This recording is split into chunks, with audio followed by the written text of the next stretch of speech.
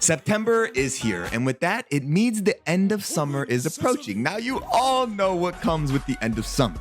The time of spooky, the time of horror, the time of scare. I bet you thought a jump scare was coming. I ain't that predictable. With October and Halloween right around the corner, I decided to start my horror movie journey back up a little bit early this year. Now, if you remember correctly, I began this channel with a video about horror movies I could survive, the characters who I could whoop ass to. But I thought, what about the other side of that statement? With this in mind, I came up with an idea that no one has ever done before.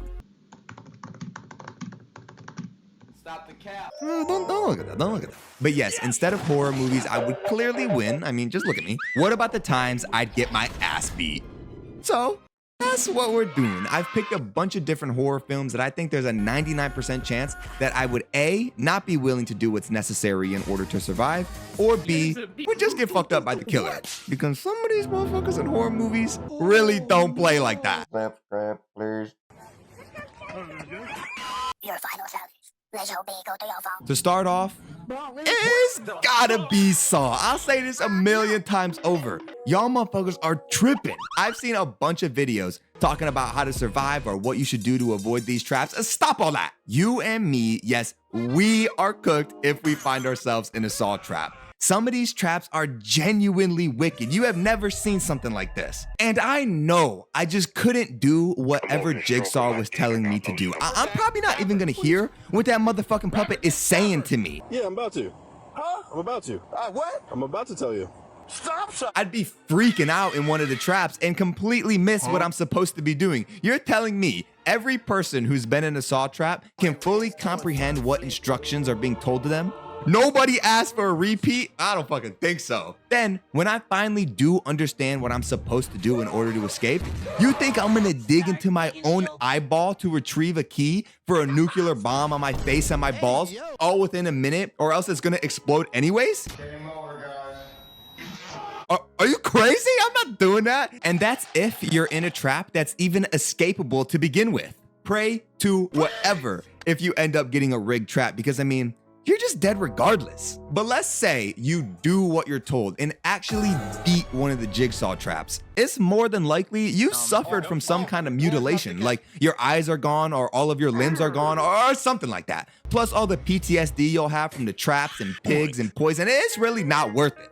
This isn't even mentioning if you get a trap with multiple people in it. Like imagine you put your life in the hands of another person that Jigsaw chose to put in a trap. That person is fucked up too. And now they control if I live or die? Yeah, it's GG, bros. I'm finished. Jigsaw be on some bullshit. This dude is putting me in the most vile trap you've ever laid your eyes on because I filled my water cup up with lemonade.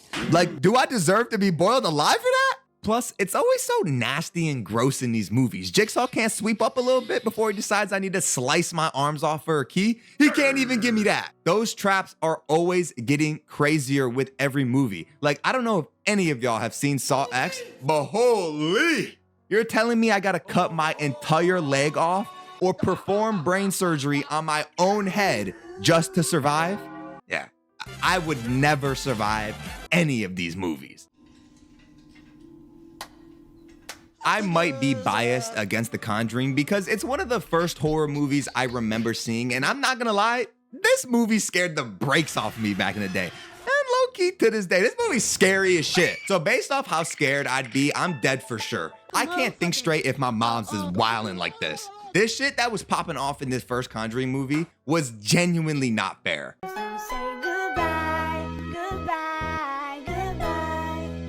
First, you can't even leave the house to solve the problem. In most paranormal-esque movies, you can kind of just up and dip and you should be fine.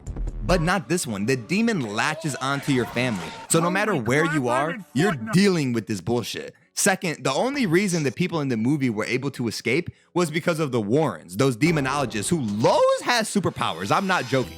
Lorraine Warren from the Conjuring movies definitely has some type of superpower the way she can see all that shit. And I don't know anybody like that, and I doubt you do either. So we're fighting this powerful ass demon blind with no outside help. my family's getting possessed, I got no help from the secret superpowered couple, the motherfucking demon iced out my dog, and no matter where I am on the planet, the demon is right on my ass. On top of all that, I'm shaking in my boots. I mean, that's a classic loss. There's no way to win it. Most of all, unlike other horror movies that have a clear enemy like Michael Myers or Jason or Ghostface, you'll have to fight one of your family members. And I don't know about y'all, but I just don't think I could do that. That's a dirty trick in my opinion. But like I said, The Conjuring is unfair. So there really ain't much you can do against this one. We gotta go next on that.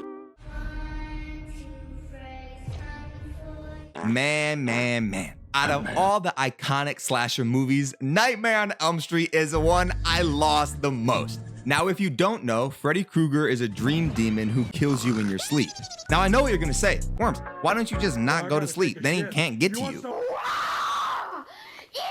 You don't understand. I need sleep. I sleep all the time. Half my time is sleeping, I'm telling you. Plus, that's not even a permanent solution because if you don't sleep, at some point, you're gonna die anyway, so that doesn't make sense. So not only am I sleep deprived in real life, making everything awful for me, but eventually when I cave in and fall asleep, I gotta fight Freddy in my dreams. And that motherfucker has Toon Force. He is the nightmare guy. He can do whatever, whenever, and however he wants. He can throw my ass into the deep sea or the desert or that hot ass boiler room he's in. I don't know. I have absolutely no control in my own dreams. You're basically telling me I have to fist fight Gear 5 Luffy every time I take a nap. Oh, hell no! So what can we do? Well, if I fall asleep with something in my hand, I can bring it into the dream world. So let's say I go to bed with a gun.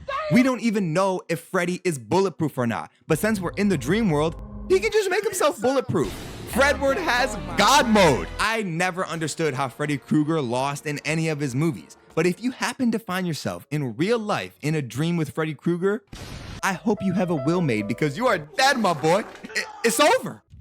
Yo, digging my ride from outer space. When it comes to things that I do not fuck with, outer space is up there on my list of no-nos. But you combine outer space and a man-hunting alien creature that's fast as shit, stealthy as shit, and eats people? The Xenomorph has acid blood, super strength, super speed, bulletproof, that long-ass inner jaw, and even though it's big as hell, most likely, you can't even see or hear it coming. And it doesn't even give you the benefit of being stupid like Jason. This motherfucker is highly intelligent. So what can you do? Well, fire does hold some slight power against it, and you are in outer space, so if you fling it into the vacuum of space, it could maybe work.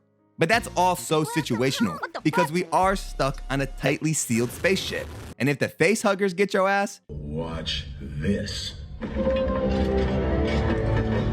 basically, you cannot take the Xenomorph head on. You'll be dead if you do that. But let's be honest, we're probably gonna die anyways. This is another situation where other people would be a factor in your survival. You can't even have someone on the crew take one for the team because instead of being able to run away while that person gets shaked and baked, you're stuck on a spaceship in the middle of space. There's nowhere to run. It's really an unwinnable situation. You better hope that you can just hide because if you don't, it's over for you. Everyone wants to act like they beat the soul out of horror movie characters, but in all reality, we're a bunch of civilians that would end up being dead within the first 10 minutes. I hope you enjoyed the video. Let me know in the comments what horror movies you think you'd lose and what else you'd like me to talk about. I'll see you guys in the next video.